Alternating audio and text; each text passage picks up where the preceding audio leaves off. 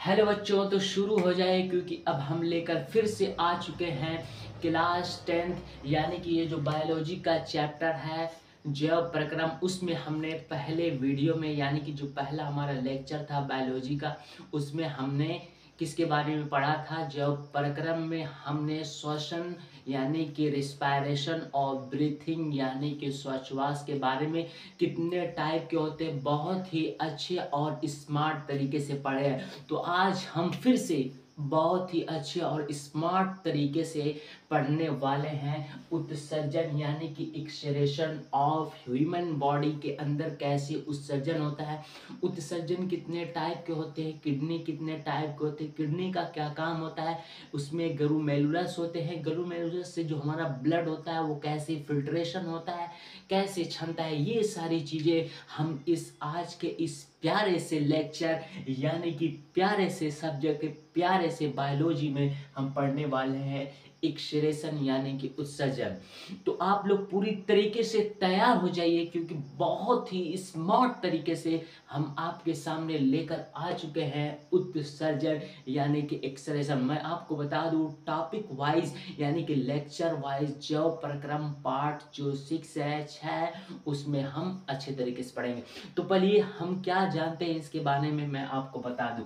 सबसे पहले आपको एक चीज जानना हो क्योंकि हम उत्सर्जन के बारे में पढ़ रहे हैं एक्सक्रेशन के बारे। तो अगर हमसे कोई डिफिनेशन या कोई हमसे पूछा कि आप इसकी एक्सक्रेशन की परिभाषा बताइए यानी कि उत्सर्जन की परिभाषा, तो हम बहुत ही स्मार्ट तरीके से बता सकते हैं कि शरीर में बने अपशिष्ट यानी कि शरीर में बने अपशिष्ट बेकार पदार्थों को बाहर निकालने की जो प्रक्रिया होती है उत्सर्जन होती है। मतलब क्या समझे कि शरीर में बने जो अपशिष्ट पदार्थ होते जो हमारे बॉडी के लिए हानिकारक होते, जो इम्पोर्टेंट नहीं होते, उसको बाहर निष्कासित करने यानी कि निकालने की जो प्रक्रिया होती है उसको हम उत्सर्जन यानी कि एक्सक्रेशन बोलते हैं। उत्सर्जन किसके द्वारा होता है, बॉडी में हमारे एनुस होते हैं यानी कि गुदा द्वारा निष्कासित कर लिया जाए। अब आते हैं अपने टॉपिक की तरफ। क्या है हमारा टॉपिक, सबसे पहले आपको जानना होगा कि जो उत्सर्जन में यूरियोटेलिक यूरिकोटोलिक और अमोनोटेलिक यानी कि यूरियोटोलिक यूरिकोटेलिक और अमोनोटोलिक, ये यूरियोटेलिक अमोनोटोलिक अम्यूनोटोलिक क्या होते हैं इसको हम जानेंगे। सबसे पहले देखिए यूरियोटेलिक, यूरियोटेलिक वो जो यूरिया का उत्सर्जन करते हैं मनुष्य में यानी कि मनुष्य का जो ह्यूमन बॉडी होता है यानी हम लोग जो होते हैं ये यूरिया का उत्सर्जन करते हैं, इसीलिए हम को बोलते हैं यूरियोटेलिक। यूरियोटेलिक के अंदर स्तनधारी होते हैं। स्तनधारी का मतलब मैमिला, स्तनधारी का मतलब जो दूध पिलाते हैं अपने बच्चों के, सबसे बेस्ट एग्जांपल है स्तनधारी का। अब देखिए यानी कि यूरियोटेलिक जो यूरिया का उत्सर्जन कहते हैं, जैसे यहाँ पे लिखा है मनुष्य में यूरिया का उत्सर्जन होता है यानी मनुष्य में मुख्य उत्सर्जी पदार्थ जो होता है वो यूरिया होता है। अब देखिए दूसरा दिया है यूरिकोटेलिक। यूरिकोटेलिक कहता है जो यूरिक अम्ल यानी कि यूरिक एसिड का जो उत्सर्जन करते, excretion of uric acid is called uricotelic. यानी कि यूरिकोटेलिक हम उसको बोलेंगे जो यूरिया का उत्सर्जन करते हैं। बच्चों जो यूरिया का उत्सर्जन करते हैं हम उसको यूरिकोटेलिक। मैं उम्मीद करता आपको ऐसे मैं बता दूं कि कभी आपके मेमोरी से निकल ही नहीं सकता अगर आप दिमाग लगाएंगे। तो दिमाग लगाने की बात है, पूरी तरीके से आप कंसंट्रेट हो जाइए और कलम और कापी लेकर एकदम अप टू डेट हो जाइए कि वो बहुत ही अच्छा टॉपिक हम लोग पढ़ रहे हैं। ये आपकी जिंदगी को मिनटों में बदल देगा, ऐसा टॉपिक है ये, ऐसा टॉपिक है जो आपके मिनटों में बदल देगा। अब मैं आपको बताता हूँ यूरिकोटेलिक जो यूरिक अम्ल का उत्सर्जन करते। अब देखिए अमोनोटेलिक, जैसे कि नाम से पता चल रहा है, नाम से ये बिल्कुल अच्छे तरीके से पता चल रहा है। अम्यूनोटेलिक का मतलब जो अमोनिया का उत्सर्जन करे, एक्सक्रेशन ऑफ अमोनिया यानी कि अमोनिया का जो उत्सर्जन करता है NH3 यानी कि NH3 का जो उत्सर्जन करता है उसको हम क्या बोलते हैं, अमोनोटेलिक। मैंने यहाँ पे लिख दिया है जो अमोनिया का उत्सर्जन करते हैं उसको हम अमोनोटेलिक बोलते। अब देखिए इस तीनों में से कौन किस चीज का उत्सर्जन करते हैं, कौन किसका एग्जाम्पल यानी जो यूरिया का यूरिकोटेलिक जो यूरिया का उत्सर्जन करते हैं, जो यूरिक अम्ल का उत्सर्जन करते हैं, जो अमोनिया का, उसका मैंने बेस्ट एग्जांपल यहाँ पे दे रखा है। देखिए यूरिकोटेलिक यानी कि यूरिया का उत्सर्जन, स्तनधारी स्थलीय उभयचर जो जल और थल पे दोनों पे रहते हैं, जैसे मेढक, यानी स्तनधारी उभयचर समुद्री मछलियां आदि जो होते हैं वो यूरिया का उत्सर्जन करते हैं, इसीलिए उनको हम यूरिकोटेलिक बोलते हैं। अब एग्जाम में पूछ लिया कि जो मछलियां होती हैं ये क्या उत्सर्जन करती हैं, तो आप बोलेंगे यूरिया। आप पूछेंगे मछलियों को क्या कहा जाता है, यूरिकोटेलिक। यूरियोटेलिक क्यों यूरियोटेलिक कहा जाता है, क्योंकि ये यूरिया का उत्सर्जन करते हैं। तो एग्जाम में कई टाइप से आपके घुमा फिरा के क्वेश्चन पूछ सकता है। तो अगर आप एक चीज को बढ़िया से पकड़ लें कि यूरिकोटेलिक मतलब जो यूरिया का उत्सर्जन करते हैं, उसका एग्जाम्पल आप याद कर लेंगे, स्तनधारी स्थलीय उभयचर समुद्री मछलियां वगैरह वगैरह, यानी कि और सारे हैं जो आपके एग्जाम्पल अगर आप ढूंढेंगे तो मिल जाएगा। अब देखिए यूरिकोटेलिक यानी कि यूरिक अम्ल का जो उत्सर्जन करते हैं उसका एग्जाम्पल है यहाँ पे सरीसृप, यानी कि रेप्टाइल वर्ग के जो है, जैसे सांप हुए, ये सारी जो रेंग के चलते हैं, जो इस तरह से रेंगते हुए चलते हैं, वो क्या करते हैं, यूरिक अम्ल का उत्सर्जन करते हैं। जैसे सरीसृप पक्षी भी क्या करते हैं, यूरिक अम्ल का उत्सर्जन करते हैं। और स्थलीय घोंघले यानी कि जो जल पर रहते हैं, पाइला ग्लोगोसा, वो क्या करते हैं, यूरिक अम्ल का उत्सर्जन। और कीटो जो सारे बहुत सारे कीट आपको दिखाई देते हैं, वो यूरिक अम्ल का उत्सर्जन। और अमोनोटेलिक यानी कि जो अमोनिया NH3 का क्या करते हैं, उत्सर्जन करते हैं, एक्सुडेशन ऑफ NH3। तो अमोनोटेलिक जो अमोनिया का उत्सर्जन करते हैं, उसका जो एग्जाम्पल है यहाँ पे दिया हुआ है, यानी पहला हो गया, दूसरा तीसरा, यानी अस्थिल मछलियां जलीय कीट जो होते हैं, अस्थिल मछलियां जलीय कीट जो होते हैं, वो क्या करते हैं, अमोनोटेलिक यानी कि अमोनिया का उत्सर्जन करते हैं। अब देखिए आपको मैं बता दूं, काकरोच इंग्लिश में काकरोच, और हिंदी में इसको हम क्या बोलते हैं, काकरोच, यानी काकरोच। जानिए काकरोच क्या होता है, ये क्या करता है, बड़ा इंपॉर्टेंट होता है। काकरोच सही अधिकांश कीटों में उत्सर्जन अंग के लिए मैलपीजी नलिकाएं पाई जाती है, यानी कि जो काकरोच होता है, जो कीट होता है, उसमें उत्सर्जन के लिए मैलपीजी नलिकाएं पाई जाती हैं। और जो झींगा प्राणी, जिसे हम झींगा मछली कहते हैं, बाजार से लाते वगैरह खाते हैं, तो झींगा मछली जो होता है, जैसे झींगा मछली क्रिस्टेशियाई प्राणियों में श्रिंगिंग ग्रंथियां यानी हरित ग्रंथियां एंटिंग लंगलांड पाए जाते हैं। मतलब जो झींगा मछली होती है उसमें एंटिंग लंगलांड पाए जाते हैं, जो उत्सर्जन के लिए, उनके उत्सर्जन के लिए एक महत्वपूर्ण इंपॉर्टेंट पार्ट होता है, ऑर्गन होता है। अब देखें, अब हम पढ़ेंगे, ये चीज पढ़ चुके हैं, ये हमारा हो गया, यानी यूरिकोटेलिक यानी जो यूरिया का उत्सर्जन करे, यूरिकोटेलिक जो यूरिक अम्ल का उत्सर्जन, अमोनोटेलिक जो अमोनिया, ये सारी चीजें हमने आपको बता दी है बहुत ही अच्छे तरीके से। अब देखिए, अब हम ह्यूमन बॉडी यानी कि मनुष्य का जो किडनी होता है, जो गुर्दा होता है, जिसे हम हिंदी में वृक्क बोलते हैं, उसको हम अच्छे तरीके से पढ़ेंगे। उसमें हम जानेंगे कि वृक्क का कितना वेट होता है, कितना वजन होता है, कितना चौड़ा होता है, कितना लंबा होता है, कितना मोटा होता है, कैसे फाइट करता है, इसके अंदर क्या क्या प्रोसेस है, ये सारी चीजें बच्चों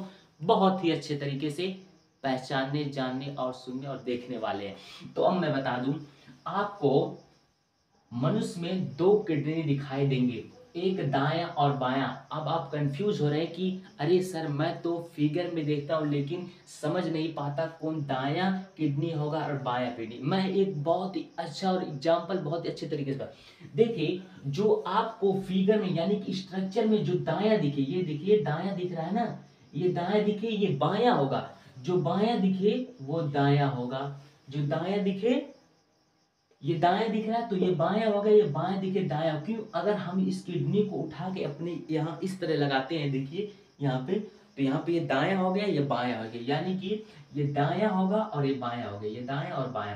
तो जो आपको दायां दिख रहा है वो बायां होगा, जो बायां दिख रहा है वो दायां होगा। तो इसमें कौन दायां और बायां, ये हमको दायां दिख रहा है तो ये बायां किडनी होगा, जो हमको बायां दिख रहा है वो दायां होगा।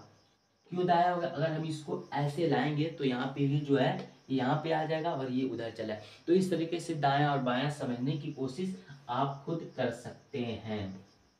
ठीक, अब देखिए इसमें आपको दो ट्यूब, दो नलिका दिख रही होगी। एक नलिका नीले रंग की दिख रही हो, एक लाल रंग की, यानी कि एक ब्लू और एक रेड, दो ट्यूब आपको, दो नलिका दिख रही होंगी।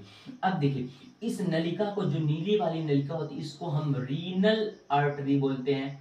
रीनल आर्टरी, सॉरी इसमें थोड़ी सी गलती हो गई, मैं गलती क्या होगी मैं आपको बता दूं। ये जो लाल वाली नलिका आपको दिख रही है, इसको renal artery, ARTERY, renal artery, और इसको रीनल वीन बोलते हैं। ठीक, रीनल आर्टरी और रीनल वीन, रीनल आर्टरी और रीनल वीन के क्या काम होते हैं मैं बता दूं। जो रीनल आर्टरी होता है, यानी कि लाल रंग का, हर वक्त हमारे बॉडी के अंदर क्या होता है, एयर का आदान प्रदान होता है, यानी कि हर वक्त हमारे श्वसन होता है। श्वसन के अंदर क्या होता है, जब हम श्वसन करते हैं तो कुछ खराब पदार्थ, कुछ वर्ज्य पदार्थ जो होते हैं ब्लड में आ जाते हैं, और वो ब्लड को क्या कर देते हैं, अशुद्ध कर देते हैं, खराब करते हैं। तो शुद्ध करने के लिए ये जो रीनल आर्टरी है, शरीर के सारे अशुद्ध रक्त को रीनल आर्टरी के माध्यम से ग्लोमेरुलस में आता है। ग्लोमेरुलस में जब प्यूरिफाई हो जाता है, जब शुद्धिकरण हो जाता है, फिर रीनल वीर के जरिए, यानी कि यहाँ से शुद्धि, ये बॉडी से क्या खराब खून को लाया और यहाँ से होते हुए ग्लोमेरुलस में गया, ग्लोमेरुलस से शुद्ध होके फिर रीनल वीन के जरिए पूरे बॉडी में ट्रांसफर कर दिया जाता है, पहुंचा दिया जाता है इसके थ्रू। अब क्या होता है, इसमें एक टाइप ऐसी नलिका निकली होती है जिसे हम यूरेटर बोलते हैं। अभी मैं आपको बताऊंगा, यूरेटर के माध्यम से जो हमारा क्या होता है, बचा हुआ जो खराब यूरिक अम्ल होता है, यानी कि जो मूत्र होता है, वो यूरेटर के माध्यम से आ जाता है। यानी कि शरीर के खराब जो खून होते हैं वो रीनल आर्टरी के जरिए यहाँ पे ग्लोमेरुलस में आते हैं। ग्लोमेरुलस में नेफ्रॉन होते हैं, नेफ्रॉन के द्वारा फिल्ट्रेशन होता है खून में, खून का फिल्ट्रेशन होने के बाद रीनल वीव के जरिए पूरे बॉडी में पहुंचा दिए। फिर इसमें जो पानी बचते हैं, जो मूत्र बनता है, वो यूरेटर के द्वारा बाहर हो जाता है। अब देखिए किडनी के बारे में हम थोड़ा सा इसका पहचान जान लें। ये जो किडनी होता है बच्चों, किडनी को मैंने काट दिया है अनुदैर्ध्य, यानी कि लॉन्गिट्यूडिनल, मैंने चाकू से काट दिया है। तो इस तरीके से स्ट्रक्चर बना। किडनी का शेप कैसा होता है, आकार कहते हो, स्ट्रक्चर कहते हैं, कैसी इसकी बनावट होती है किडनी के बारे में जानें। देखिए, ये जो किडनी होता है, जिसे हम गुर्दा बोलते हैं, गुर्दा, किडनी, वृक्क, कई सारे नामों से जानते हैं, वो सेम के बीच के आकार, सेम आप खाएंगे वो सेम के बीच के आकार का होता है, और उस पे पेरिटोनियम झिल्ली, यानी कि जो हमारा गुर्दा होता है वो इस तरीके से होता है, सेम के बीच के आकार का, और उस पे पेरिटोनियम झिल्ली लगी होती, यानी कि पेरिटोनियम मेम्ब्रेन से वो सराउंडिंग घिरा होता है। अब देखिए इसके आकार, और इसके आकार और कितना टाइप का होता है, यानी कि कितना मोटा होता है, ये जाने। अब मैं आपको बता दूं, दायां किडनी और बाएं किडनी में मेन फर्क, जो दायां किडनी होते हैं थोड़ा नीचे होता है, और बाएं किडनी जो होता है वो अपने जगह पे। दायां किडनी क्यों नीचे होता है, इसके लिए मैं आपको बता दूं क्यों नीचे होता है। क्योंकि जो दायां किडनी होता है, दाएं किडनी, वो लीवर के दबाव की वजह से, यानी कि जो हमारा लीवर होता है वो दाएं किडनी को दबा देता है, यानी ये हमारा किडनी और लीवर वो दबा देता है, जिससे जो किडनी होता है दाएं किडनी वो नीचे हो जाता है, और बाएं किडनी अपने जगह पे रहता है। यानी कि इस तरीके से ये दाएं किडनी, ये बाएं किडनी इस तरीके से रहते हैं। अब देखें इसमें क्या, कितने लंबाई जो होती है 10 से 12 सेमी, यानी कि आपको लंबाई पूछा एग्जाम में कि वृक्क यानी किडनी की जो लंबाई होती है 10 से 12 सेंटीमीटर होती है, और जो उसकी चौड़ाई, यानी कि लंबाई होगी किडनी कितनी, 10 से 12 सेंटीमीटर, चौड़ाई कितनी होगी 5 से 7 सेंटीमीटर, और जो मोटाई होगी इसकी, जो मोटाई 2 से 3 सेंटीमीटर, और ये लगभग 120 से 170 ग्राम तक इसका वेट होता है। किडनी का वेट, इसका वेट नहीं, किडनी का वेट 120 से 170 ग्राम तक। अब देखिए, जब यहाँ से मैंने बोला कि जो खराब, यानी कि जो मूत्र जो होता है, जो मूत्राशय होता है, जो हम इसे मूत्र कहते हैं, वो यूरेटर यानी कि मूत्रवाहिनी से यूरिनरी ब्लैडर, यानी कि जब हमारा मूत्र आता है तो इसी के द्वारा, मूत्रवाहिनी के द्वारा, यानी कि यूरेटर के द्वारा आता है। और यूरिनरी ब्लैडर, ब्लैडर का मतलब समझिए एक तरह से झिल्ली, या एक तरह से बैंकिंग, या एक तरह से समझिए कि कटोरा टाइप का होता है, या एक समझ से बैंकिंग होती है, यानी कि जमा होना, जमा होना, यानी कि कोई चीज को जमा करे तो ब्लैडर बन जाता है। यानी कि यूरिनरी ब्लैडर या यूरिनरी कटोरा में ये क्या होता है, इकट्ठा होता है। उसके बाद इसमें क्रमाकुंचन की क्रिया होती है, क्रमाकुंचन की क्रिया के बाद यूरेटर यानी मूत्र नलिका द्वारा क्या करते हैं, हम उसको बाहर करते हैं, यहाँ पे मूत्र को बाहर करते हैं। यहाँ पे जब इकट्ठा हो जाता है, बहुत ज़्यादा भर जाता है मूत्र, तो एक कर्माकुंचन की क्रिया होती है जिससे द्वारा मूत्र क्या होता है, बाहर होता है। अब किडनी के टाइप पढ़ेंगे, कितने किडनी जो होता है, वृक्क जो होता है, कितने टाइप है। There are 3 type of kidney. Number 1 यानी कि 3 टाइप की किडनी होते हैं।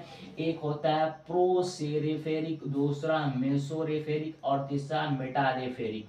यानी कि 3 टाइप की किडनी होते हैं। और मनुष्य में किस प्रकार का किडनी पाया जाता है, बड़ा ही इंपॉर्टेंट क्वेश्चन है, आपको एग्जाम में पूछ लेता है मनुष्य में किस टाइप की किडनी पाए जाते हैं भाई। तो इसको बताने से पहले मैं बता दूं, जो किडनी होता है ये उदर गुहा में, यानी कि उदर गुहा जो एब्डोमिनल कैविटी में स्थित है, यानी कि जो हमारा उदर गुहा यहाँ से सीने से ऊपर यानी कि डायफ्राम से यहाँ तक को हम थोरियक कैविटी बोलेंगे, यानी कि वक्ष गुहा। और जो हमारा डायफ्राम से पेट के नीचे तक जो होगा उसको हम बोलेंगे उदर गुहा। यानी कि उदर गुहा में ये आपको पीछे जो दिख रहा है यहीं पे स्थित होता है किडनी। किडनी के 3 टाइप हो गए, प्रोसेरेफेरिक, मेसोरेफेरिक और मेटारेफेरिक। मनुष्य में मेटारेफेरिक किडनी पाया जाता है। तो बच्चों आज का लेक्चर यहीं कंप्लीट हुआ। आज का उत्सर्जन वाला प्यारा चैप्टर जो हमारा प्यारा टॉपिक था यहीं कंप्लीट हुआ। तो मैं आपको बता दूं, आप लोग बहुत ही अच्छे तरीके से पढ़ाई करते रहें, क्योंकि एग्ज़ाम बहुत ही करीब आ रहा। अब मैं आपको ऐसे घटोड़ के या ऐसे डुडोल के मैं आपको पढ़ा रहा हूँ, घगोड़ के, कि आपको कोई भी डाउट नहीं रहेगा। तो पढ़ाई करते रहें। All the very best.